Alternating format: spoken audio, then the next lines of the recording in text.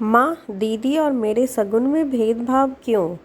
आ गई बेटा, बड़ी देर कर दी आज। महिमा जी अपनी छोटी बेटी रसीम को देखकर खुश होते हुए बोली। हाँ माँ, वो मेरी ननद भी आ गई थी ना आज राखी बांधने, इसलिए निकलने में देर हो गई।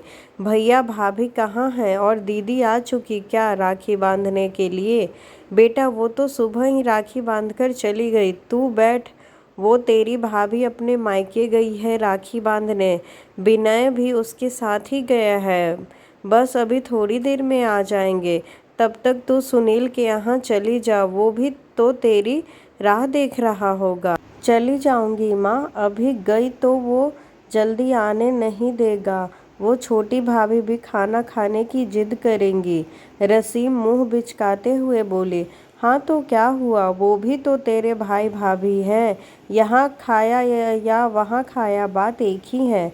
ठीक है माँ, एक काम करो आप, ये सामान यहीं रख दो। ये बड़े भाई भाभी के लिए है, मैं जाकर आती हूँ। रसीम ने एक बैग अपनी माँ को पकड़ाते हुए कहा।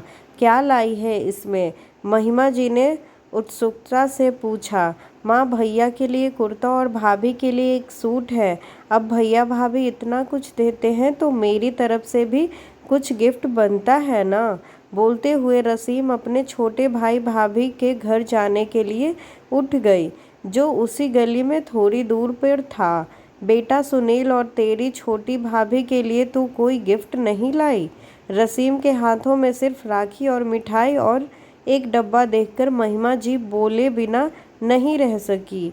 माँ, अब वो कौन सा मुझे ढेर सारा नेक देते हैं जो मैं इतना खर्च करूं? जो जितना करेगा उसी हिसाब से तो मैं भी करूंगी। रसीम बोली। बेटा, भाई बहन के रिश्ते में हिसाब किताब नहीं देखते। बहन के लिए तो सभी भाई बराबर होते हैं।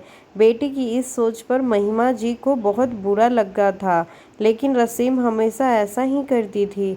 महिमा जी ने कितनी बार उसे समझाया भी, लेकिन रसीम अपने अहम में ही रहती थी। छोटे बड़े के साथ रसीम का ये व्यवहार उन्हें अच्छा नहीं लगता था। सुनील की आर्थिक स्थिति इस समय जरा ठीक नहीं थी, क्योंकि जिस कंपनी में वो काम करता था वो बंद हो गई थी। अब वो नई नौकरी की खोज में था और रोजी रोटी के लिए एक अस्थायी नौकरी कर रहा था। वहीं विनय का अपना कारोबार था जो अभी तरक्की पर था। महिमा जी ने ज़्यादा कुछ नहीं कहा और रसीम सुनील के यहाँ चली गई। सुनील और उसकी पत्नी रसीम को देखकर बहुत खुश हुए।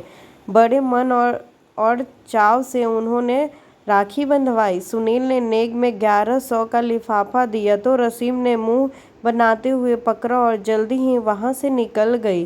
शाम को रसीम के बड़े भाई भाभी वापस आए तो रसीम ने बड़े चाव से उन्हें राखी बांधी और अपनी तरफ से भेंट भी दिया। विनय ने भी हमेशा की तरह ढेर सारा शगुन दिया, जिससे देखकर रसीम का चेहरा खिल उठा। वापस जाते हुए महिमा जी ने रसीम को इस बार सिर्फ आशीर्वाद दिया तो रसीम को अजीब लगा, क्योंकि हर बार तो माँ सारी और कुछ ना कुछ शगुन भी देती थी। अगले दिन महिमा जी के पास रसीम का फ़ोन आया। माँ, आपने हम दोनों बहनों के शगुन में भेदभाव क्यों किया? दीदी बता रही थी कि आपने उन्हें कल इतनी सुंदर साड़ी और कंगन दिए, लेकिन मुझे कुछ नहीं दिया। पता है मुझे कितना बुरा लग रहा है। रूठते हुए रसीम बोली। बेटा, मैंने सिर्फ एक बार तुम दोनों बहनों को देने में अंतर किया तो तुझे इतना बुरा लग रहा है, और तू जो हर बार अपने दोनों भाई भाभीियों के बीच भेदभाव करती तो उन्हें कितना बुरा लगता होगा। बेटा, मेरे लिए तो तुम सभी चारों बच्चों बराबर हो, लेकिन तुम बस रिश्ते को लेन देन से तौलने लगी तो सोचो मुझे कितना बुरा लगता होगा। बेटा, किस्मत पलटते देर नहीं लगती, कब किसका वक्त पलट जाए पता नहीं चलता, लेकिन ये छोटी छोटी बातें हमेशा मन में रह जाती है। माँ की बात सुनकर रसीम की गर्दन झुक गई। सच में आज उसे अपनी सोच पर शर्म आ रही थी।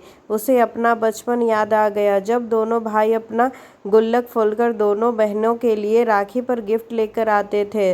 दोनों बहनें भी अपने हिस्से की चॉकलेट मिठाई भी भाइयों को खिला देती थी। साल भर उन्हें इस दिन का इंतजार रहता था। कितने प्यार थे वो दिन जब रिश्ते के बीच पैसे का कोई मोल नहीं था।